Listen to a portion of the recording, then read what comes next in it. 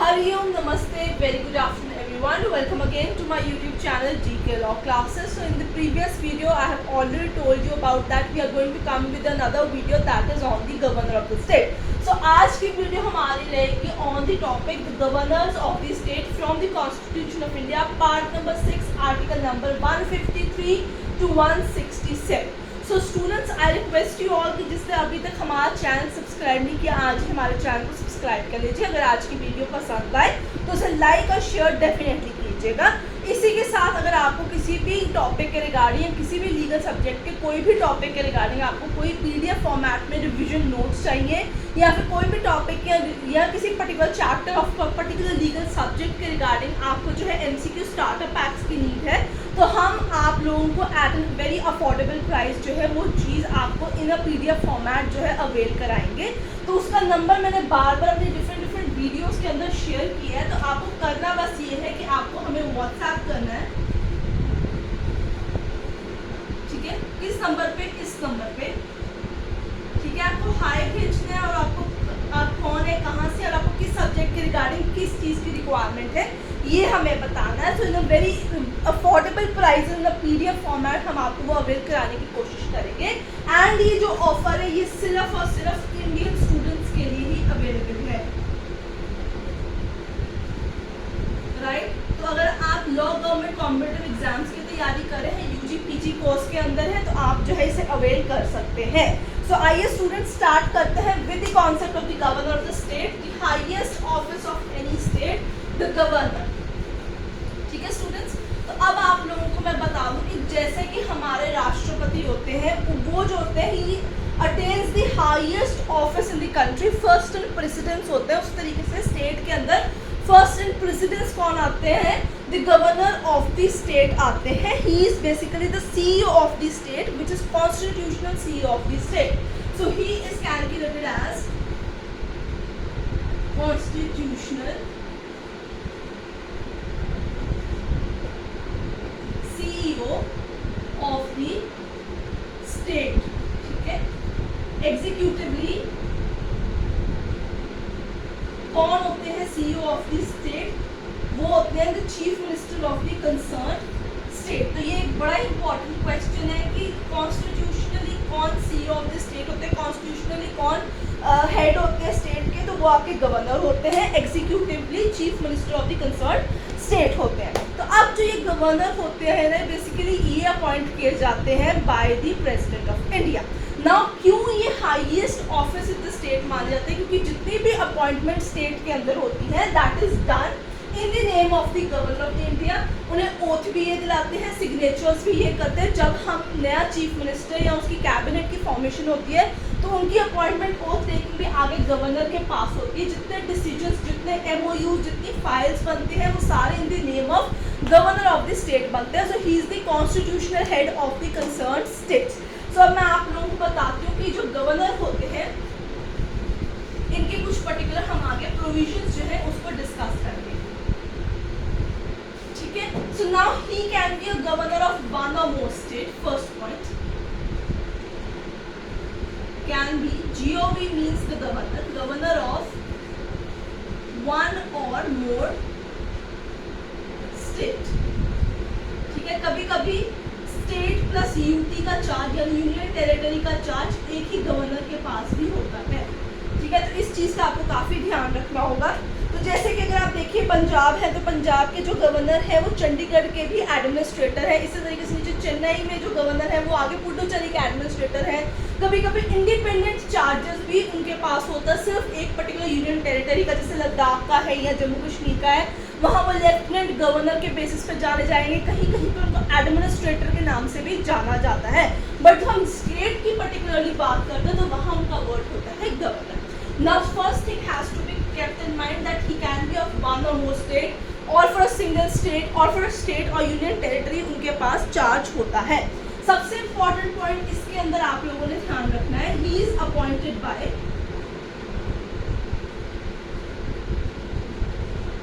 the president of India,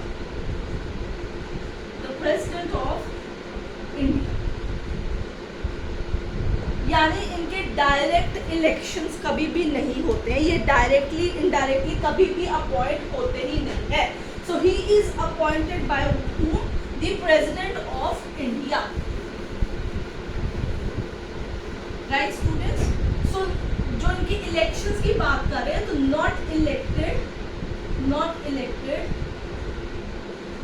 either directly by the people of the state or indirectly by electoral college. क्यों? क्योंकि उन्हें राष्ट्रपति जो है वो जो है अपॉइंट करते हैं for the concern state. That means if we talk about the term of the governor, term of office, वैसे तो यूजुअली 5 years ही कैलकुलेट की जाती है, बट कभी भी उनका टर्म स्पेसिफाइड होता ही नहीं है. ठीक है? So what does this means not specified? When we talk about his term, जहां पे वर्ड आता है not specified, what does that particular word not specified means? ठीक है?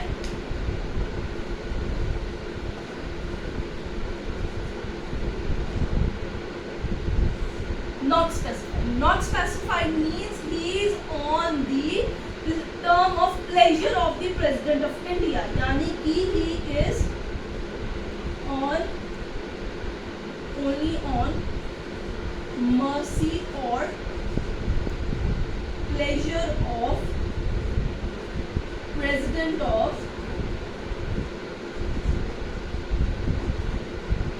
India.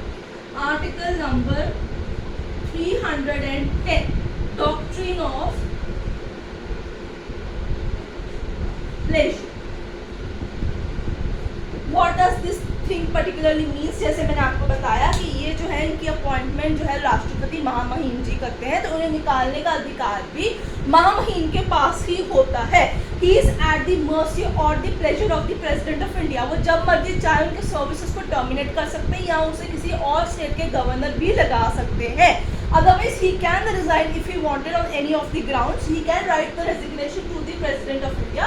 But under Article 310, which talks about the doctrine of pleasure, जब आप service law करते हैं तो उसमें ये चीज़ बताई जाती है कि ये कॉन्सेप्ट जो है ये ब्रिटिश कॉन्सेप्ट था, जिसमें at the pleasure of the crown calculate किया जाता है. उसी तरीके से उसी तर्ज के ऊपर आर्टिकल 310 को बनाया गया है. That those who are appointed by the President of India, if they hold certain particular constitutional post, they are at the pleasure of the President. यानी उन्हें निकालने का राइट है, कभी भी उन्हें निकाला जा सकता है. उनका कोई भी स्पेसिफाइड टर्म जो है वो नहीं होता है फॉर दी अपॉइंटमेंट. ठीक है स्टूडेंट्स? अब मैं आपको बताती हूँ कौन सा आर्टिकल नंबर है. तो आप यहाँ पे कौन सा आर्टिकल नंबर रेफर करेंगे? That is 155. That talks about the appointment of the governor, that he is appointed by the President of India under his seal. He is a nominee of central government.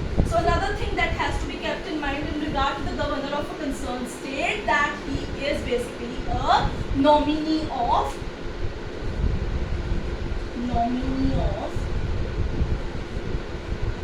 central government. ठीक है? He is a bridge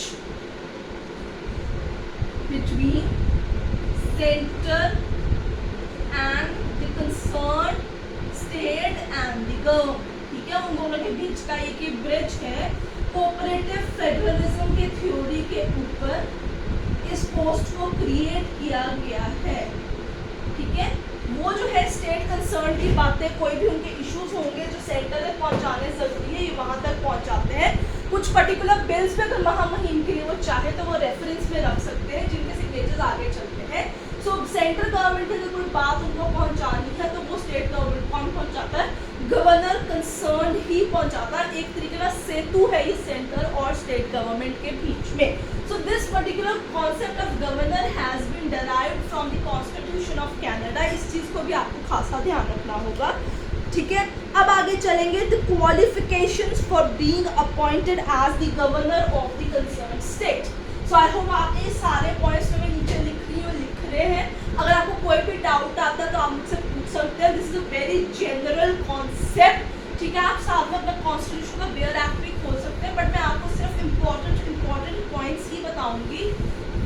जहां मुझे लगता है वहां मैं आपको article भी रेफर करते जाऊंगी. ठीक है? ये सारे वन लाइनर्स थे, बेसिकली डिफरेंट एग्जामिनेशन के अंदर पूछे भी गए हैं। Qualifications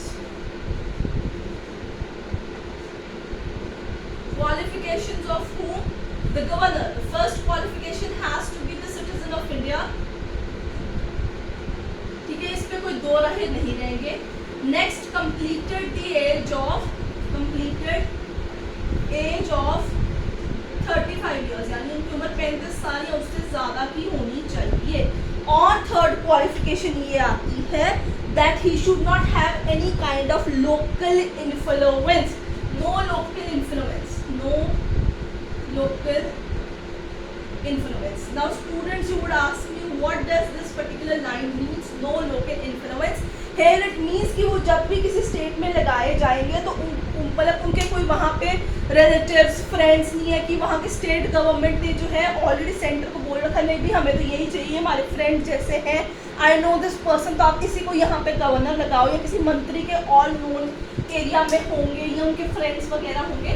So he must not have any kind of local influence or local abidage with the concerned chief minister or the ministers of the states. तो आपको ये चीज याद रखनी होगी। ओथ की बात कर ली जाए, कौन इन्हें ओथ दिलाएगा office would be the chief justice of the concerned high court, chief justice of the high court of that particular state। ठीक है, chief justice of high court of concerned state। अगर चीफ जस्टिस अवेलेबल नहीं है तो by his written order senior most जज जो है ये उनको ओथ दिलवाएंगे यहाँ पे। Now there are certain disqualifications और conditions under article number 158। Conditions, अगर ये चीज जो है वो नहीं होनी चाहिए, अगर इनमें से कोई भी चीज उनके पास होगी तो उनको डिस्क्वालिफाइड मान लिया जाएगा for this particular post. He must not be member of any house of the state, not member of any house, ना ही सेंटर के दोनों हाउसेस, ना ही नीचे स्टेट असेंबली या फिर स्टेट काउंसिल के वो जो है मेंबर नहीं होने चाहिए। And must not hold any office of profit, no office of profit. अगर इनमें से कोई भी चीज मालूम पड़ती है after his appointment he would be removed from his office. Right student, इसी के साथ अब आगे चलते हैं, अगली चीजें देखते हैं। इनके अगेंस्ट कोई भी क्रिमिनल प्रोसीडिंग इनिशिएट नहीं हो सकती। अगर सिविल प्रोसीडिंग इनिशिएट करानी है तो 2 महीने का नोटिस देना पड़ता है टू दी गवर्नर कंसर्न। ये चीज आपको याद रखनी होगी।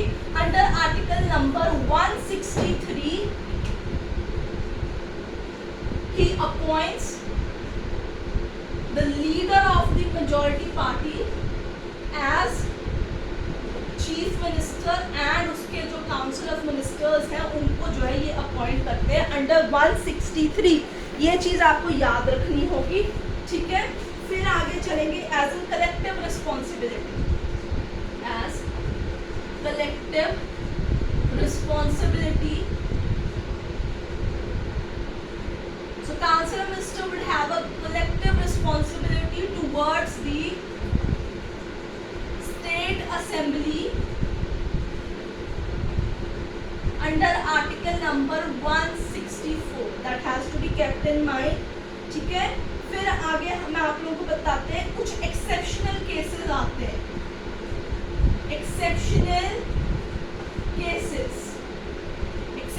केसेस मींस हियर व्हाट, तो जब तक इन केस डेथ हो जाती है of a sitting governor, death of sitting governor, जैसे अभी थोड़े टाइम में ऐसा हुआ है कि एक कंसर्न स्टेट के अंदर, नॉर्थ ईस्ट के स्टेट के अंदर वहाँ की सिटिंग गवर्नर की डेथ हो गई है।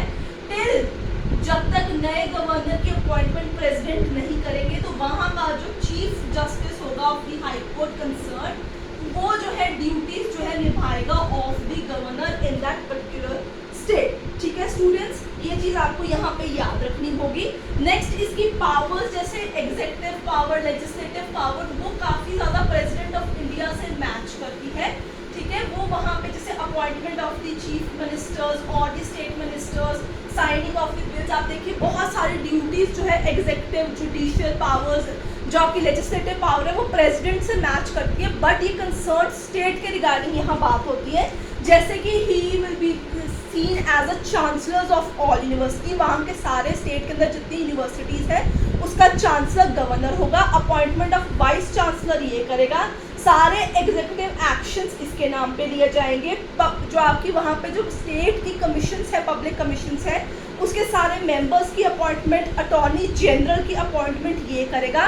इन केस ही फाउंड की जो कॉन्स्टिट्यूशनल मशीनरी है वो ब्रेक डाउन हो गई है, तो आर्टिकल नंबर 356 के तहत कौन रिपोर्ट देगा? गवर्नर रिपोर्ट भेजेगा to the president of India concern. इसी के साथ no criminal proceedings can be initiated against him.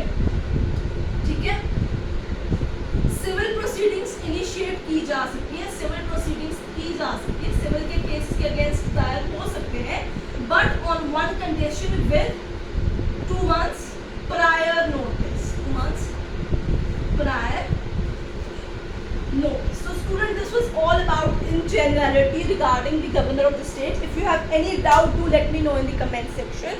आज का वीडियो पसंद आए तो उसे लाइक शेयर डेफिनेटली कीजिएगा। I'll see you again with another video. Till then, keep learning.